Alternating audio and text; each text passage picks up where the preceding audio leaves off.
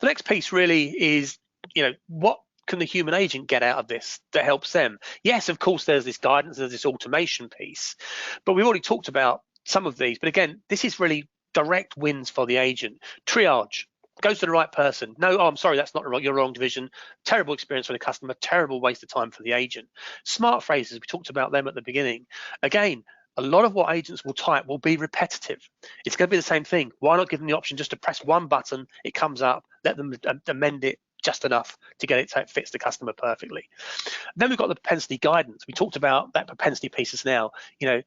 Is there a vulnerability? If there is a vulnerability, if you've got an ITEM trained agent, send it to them to deal with. If the propensity says, actually, they made a promise to pay, but I'm pretty certain it's not going to stick, send them down a different route. Don't send them to payment, send them to a income and expenditure maybe. And then the last one here is, an agent can be having a conversation, but they can hand it back to an automated bot. So it may be that the conversation has come back from an outbound campaign. Customer said, yeah, blah, blah, blah, blah, blah. Actually, before we do that, we can need to ID&V you, all automated from the first process. But then it's been handed to an agent because what they wanted to do wasn't standard.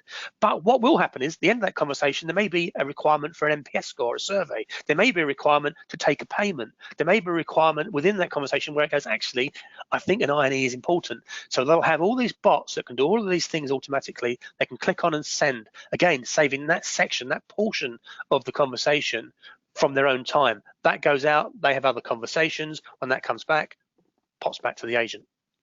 Really powerful stuff, really makes the agent's time much more efficient. And probably, Graham, I know it's a hard picture to paint if you don't see it, but the last one there, that sort of where you've built in the exception management, that you bring it to the agent for the right reasons. You want a good customer experience, but actually that is where it really unlocks for people when they realize that actually the agent then isn't stuck with that conversation until the end.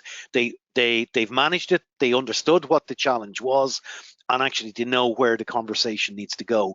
And by simply building the right sort of the conversation flow that's automated and using the right bot, it just takes over the conversation and goes from there. That's a real win for people, for sure. As I said, and it's doing all those things that we mentioned earlier that really sort of does deliver on that.